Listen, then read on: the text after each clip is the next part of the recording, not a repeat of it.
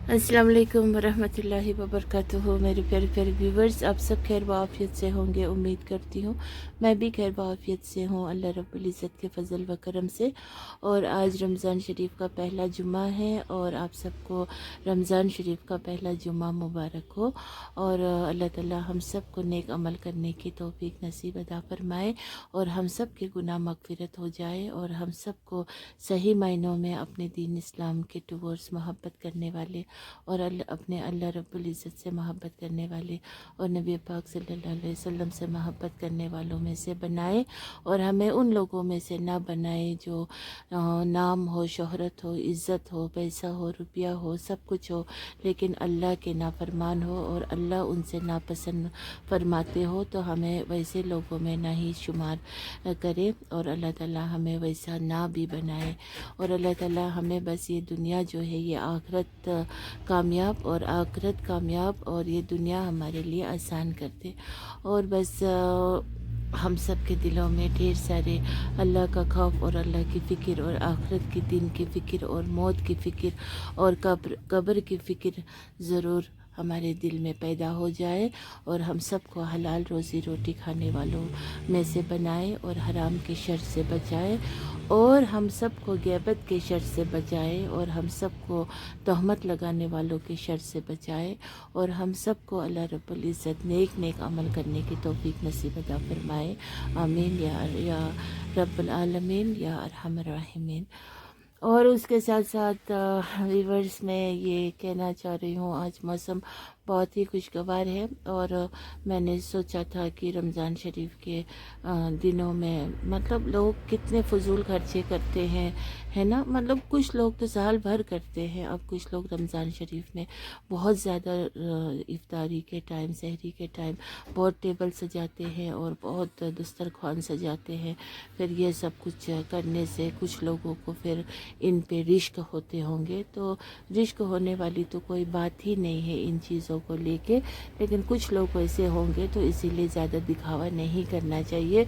जो भी सीधा साधा और अल्लाह ने जो किस्मत में लिखा होगा और साथ ही साथ एक दिल में है ना अरमान होना चाहिए कि मैं अपने इस दस्तरखान में से कुछ खाने पीने की चीज़ें किसी और तक भी पहुंचा सकूं। और ख़ासकर वो सबसे खूबसूरत रिश्ता तो अपने रिश्तेदारों का होता है, अपने भाई बहनों का होता है।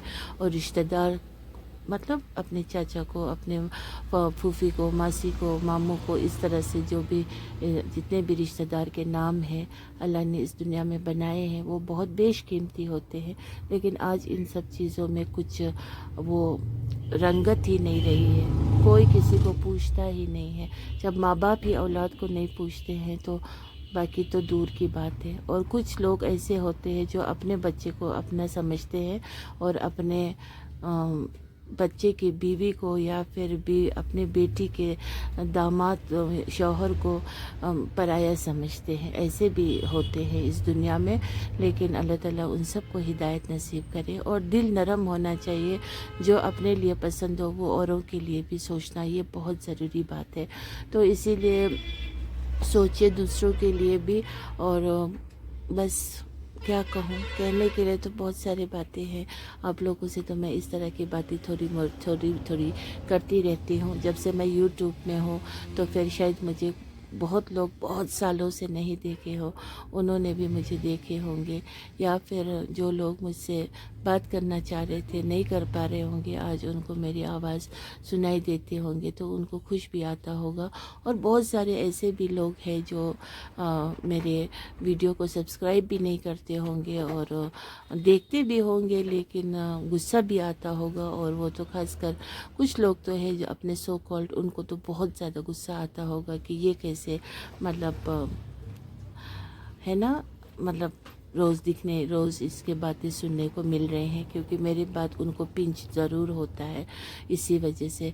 तो इसीलिए मुझे बस इसी तरह रहना था जैसे वो उनकी चाहत थी कि किसी को मैं पता ही नहीं हूँ इस तरह से। तो अल्लाह का चाहना होता है, वक्त मुकर्रर होता है, सब्र का एक लिमिट होता है ना, वो अल्लाह को पता होता है।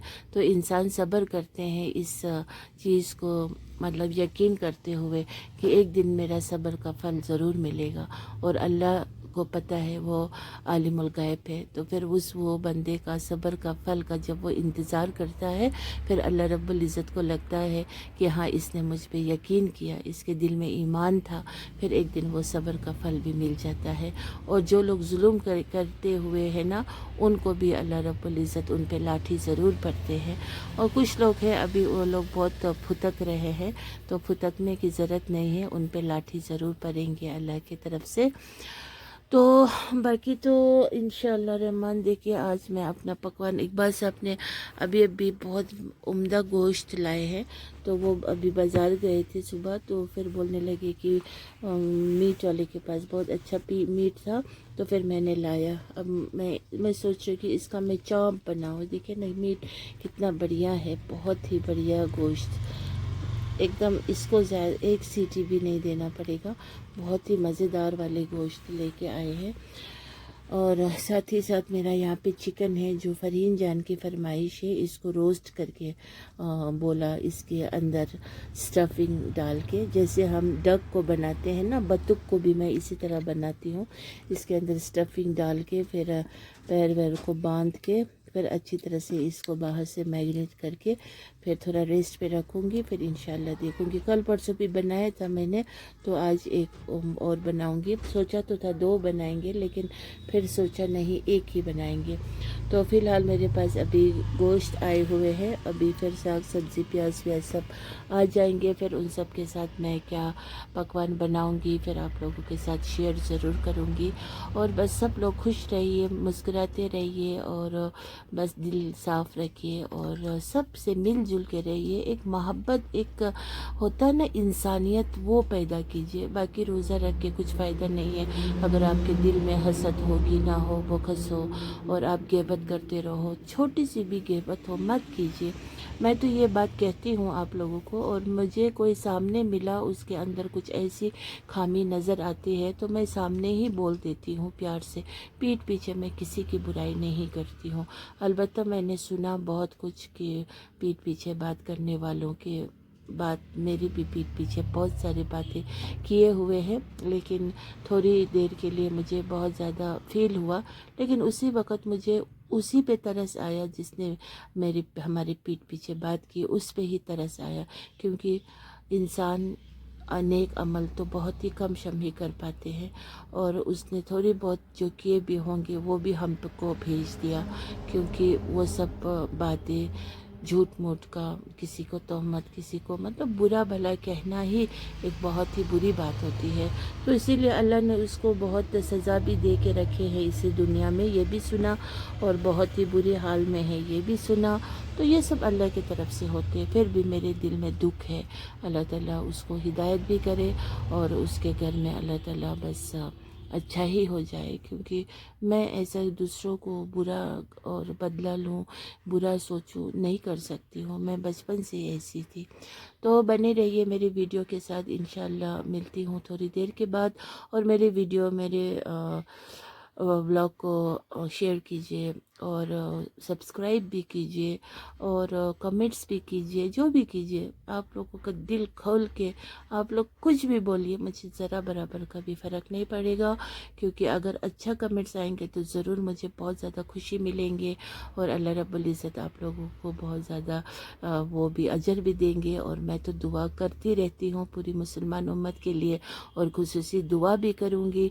बाकी बुरा भी आप लोगों को कहना हो कह दीजिए, कोई परवाह नहीं है, क्योंकि बुराई का पूरा वो जो है ना दायरा, वो ज़ैनब मसली जी ने और मेरे सौ-करोड़ लोगों ने पूरा पार कर दिया।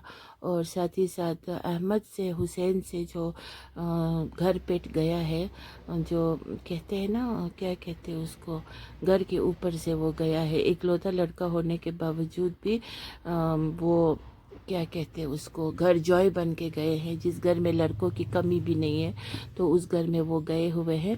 तो उसने किसी हजाम के बारे में कुछ बातें किए हैं, तो वो अपने गरिबान में ज़रूर झांके, और मेरी ये बात अगर उस तक पहुँचे तो वो ज़रूर अपने इस बात को रिकॉल करे कि उसने किसको बदनाम किया है, और ख़ुद कितना बदनामी है उसके लिए तौबा इस्तिग़फ़ार करते रहे। और کوئی بھی دودھ کے دولہے نہیں ہے، اور کون کس کھیت کی مولی ہے یہ بھی سب کو پتہ ہے۔ رمضان شریف کے مہینے میں بھی مجھے یہ اس لیے بولنا پڑا کہ اس کو عبرت حاصل ہو جائے، کہ کیونکہ وہ کسی کو بدنام کریں گے تو اللہ تعالیٰ اس کو اسی دنیا میں ذلت والا زندگی دیں گے، تو عزت والا زندگی نہیں ملے گا، کیونکہ وہ بھی ایک اپنے اپنوں کو اتنا مطلب وہ سمجھتا کیا ہے، اپنے آپ کو ہے کیا۔ اور بھی کچھ لوگ ہیں جن کے پیر زمین پہ پڑتے نہیں ہیں، لوگوں کو تو پتہ ہے کتنا اندر سے کھوکھلا ہے، کتنا دکھاوا کرتا ہے، کتنا بڑے بڑے باتیں پھینکتے ہیں۔ اس طرح سے مت کیا کرو تم لوگ خود، ٹھیک ہے نا۔ اور باقی بہت زیادہ سمجھا رہی ہوں میں یہ باتیں، اور جوکری مت کرو، جوکر مت بنو، اور دین اسلام کے صحیح معنوں پہ صحیح راستے پہ چلو، اور اللہ کا خوف ضرور رکھو، اور اپنے اپنے پہاڑ جتنے گناہوں کو اللہ کے سامنے جھک کر کے اس بار تو آپ کم از کم توبہ ایسا کر لو کہ آئندہ سے ایک نیک انسان بننے کی کوشش کر لو، کیونکہ دکھتے نیک ہوں گے لوگوں کے نظر میں، اندر سے کیا ہو وہ مجھ سے زیادہ کون جانتا ہے، تو اللہ تو جاننے والا ہی ہے۔ تو اسی لیے بس اللہ تعالیٰ سب کو ہدایت نصیب ہو جائے انشاءاللہ الرحمن۔ تو بنے رہیے میری ویڈیو کے ساتھ، ملتی ہوں تھوڑی دیر کے بعد۔ اور دیکھیے جمعہ لائے ہیں سوسیجز، اس سوسیجز کو بھی بھرنا ہے، یہ چھوٹے کا ہے، پھر اس کے اندر قیمہ گوشت بھی جائے گا، اور بہت سارا چیز اسٹفنگ۔ ابھی میرے سامنے بس صرف گوشت ہی گوشت بھرا ہوا ہے، تو میں ان سب چیزوں کو ابھی اچھا سا بناؤں گی، پھر آپ لوگوں سے شیئر کروں گی انشاءاللہ الرحمن۔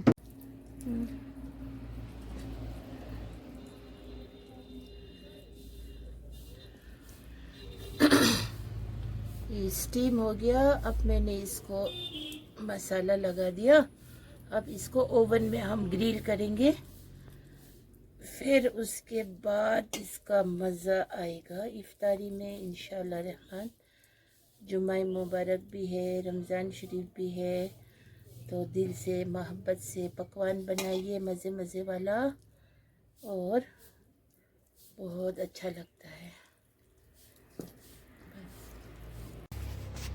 اور مٹر پلاؤ بنانے جا رہی ہوں میں، ایک دم مٹر بہت ہی بہترین، اور اس کے ساتھ میں ڈالوں گی میٹ کا اسٹاک، تو بہت ہی مزے بنیں گے۔ ڈالو بیٹا۔ اور دیکھیے یہاں سے شپٹا بن رہے ہیں مزے والا ایک دم، اور شپٹا کے ساتھ آج روٹی یشنگ ہے، آج یشا بنایا ہے، تو آج ہم یشا کھائیں گے، شپٹا یشا آلو دم، پھر چنا حلوہ جمعہ، اور